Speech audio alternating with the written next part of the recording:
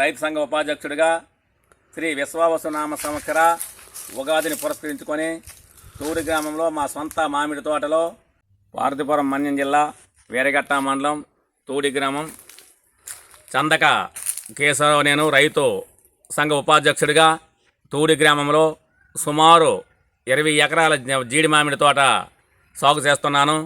ఈ జీడి మామిడి తోట సాగు నిమిత్తం కనీసం 3 దఫాలు పురుగు మందులు అలాగే ఎరువులు కూడా గత ఆగస్టు సెప్టెంబర్ నెలలో ఎరువులు కూడా వేసాం.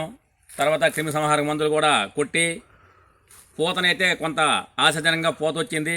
పూత వచ్చినప్పటికి కూడా పుంజి కట్టే దశలో కూడా కొన్ని ఇబ్బందులు ఉంటే సస్యరక్షణ చర్యలు కూడా మందులు పిచికారీ చేసాం.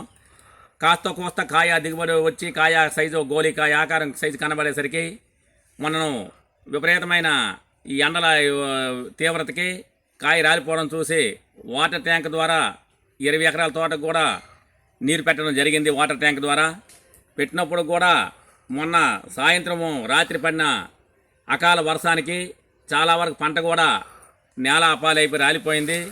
చుట్టుపట్టి తోటల్లో పంట లేనప్పటికీ నేను ఈ పెట్టుబడి పెట్టి ఈ సస్యరక్షణ చర్యల ద్వారా ఇవన్నీ చేపట్టడం ద్వారా కొంత పంట అయితే ఆశాజనంగా వచ్చినప్పటికీ కొంత పంట నేలపాలైపోయి ఇబ్బంది పెడుతుంది. దానిని ప్రభుత్వం వారు ఈ మామిడి మార్కెట్ని మనకి అందుబాటుగా తీసుకొచ్చి ఈ మామిడిని కూడా ప్రభుత్వం కొనుగోలు చేసి ఏ మార్కెట్ ఫేర్ ద్వారా దీని ద్వారా కొనుగోలు చేసి మాకు కొంత వెసులుబాటు కల్పిస్తారని, అలాగనే ఈ ఈ మామిడి కాయల్ని బరంపూర్ మార్కెట్లో గత సంవత్సరం కేజీ 45 రూపాయలకు మొదట అమ్మి తర్వాత లాస్ట్ సారికి వచ్చేసరికి ఏమో 15 రూపాయల మార్కెట్కి కూడా అక్కడ చేస్తారు. మాకు గిట్టుబాటు కావడం లేదు.